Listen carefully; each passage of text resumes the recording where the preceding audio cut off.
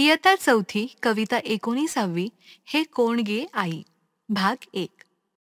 मुलांनो, आज आपण हे कोण गे आई ही कविता शिकणार आहोत आणि ही कविता आहे भा. तांबे म्हणजेच भास्कर रामचंद्र तांबे यांची.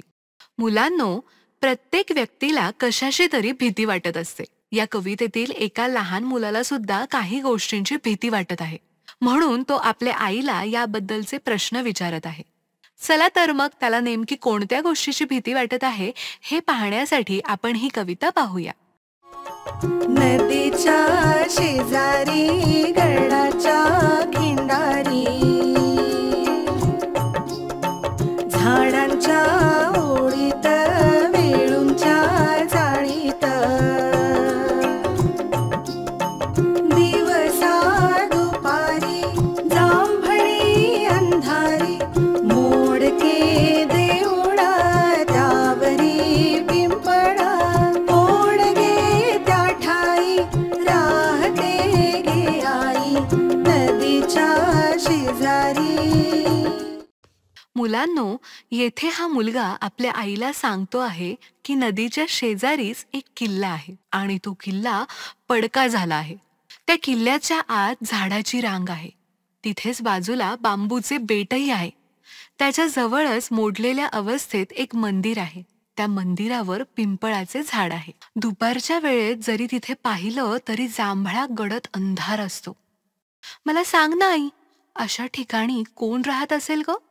अशा प्रकारे हा मुलगा आपल्या आईला किल्ल्याबद्दल सांगून काही प्रश्न विचारत आहे. त्याचे प्रश्न एवढ्यावरच थांबले नाहीत, पण ते कोणते प्रश्न ते पाहण्यासाठी आपण कवितेच्या पुढील ओळी पाहूया.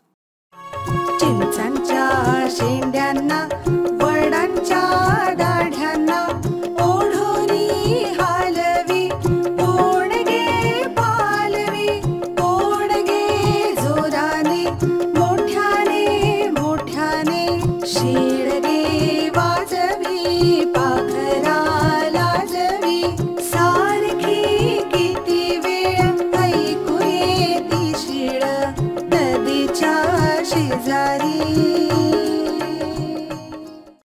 मॅडम, शीळ म्हणजे काय?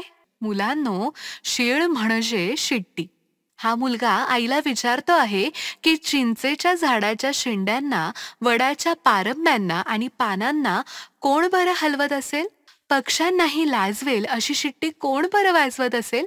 मुलगा आईला सांगतो की कितीतरी वेळ त्याला एकसारखी ती शीळ ऐकू येत होती. ती कुठून येत असेल ते सांग ना आई, असे त्याच्या मनात आलेले प्रश्न तो आईला विचारत आहे.